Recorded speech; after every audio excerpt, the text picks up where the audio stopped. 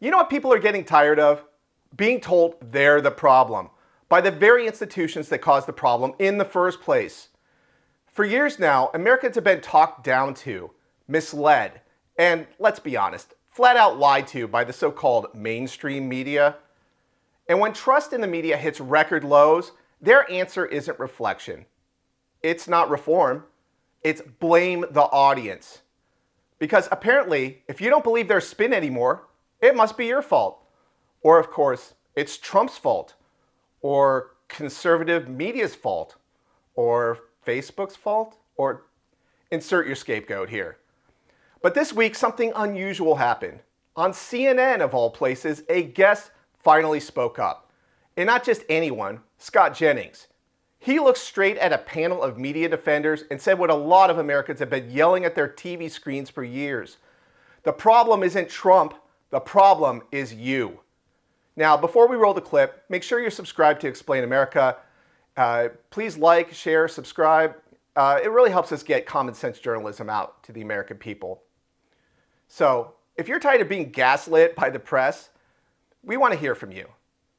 So, let's watch this viral moment, because when Jennings drops the hammer, even CNN didn't know what to say.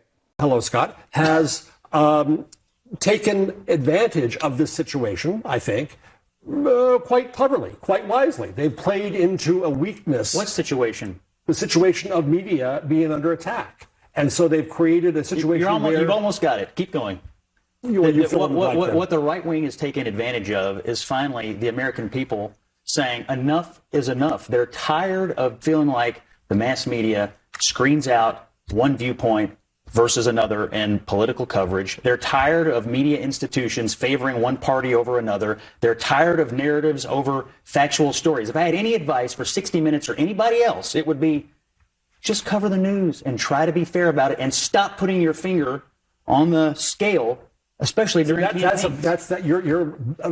You're talking about the old mass media myth that you could have this thing that was in the middle. The Walter Cronkite saying, that's the way it is, when it wasn't for many Americans the way it was. When people were pissed off. But people back in those days trusted the media, didn't they? No, they just couldn't be heard. Because there was no two-way. Now we have the internet. Look at the Gallup polling. It was here, and now it's here. It's fallen off of a cliff. Yeah, we do have that Gallup polling about trust in media. And now, as in recent years, and let's be honest, Scott, a lot of this is driven by the rhetoric on your side of the aisle. I mean, it's not. You think it's driven by the rhetoric and not the performance? Absolutely. That's the question. But my point is this. Yes. If you're CBS or any other news outlet, the reason that you have lost trust ought to be obvious to you, and the way to fix it also ought to be obvious to you, and it has nothing to do with Donald Trump and everything to do with the product. Just try to make a better product that appeals to more people. And the way you appeal to more people is by not crapping on half or more than half of the country because of their values and political viewpoints. I think that is a fair, just if we were sort of on another planet, out of context.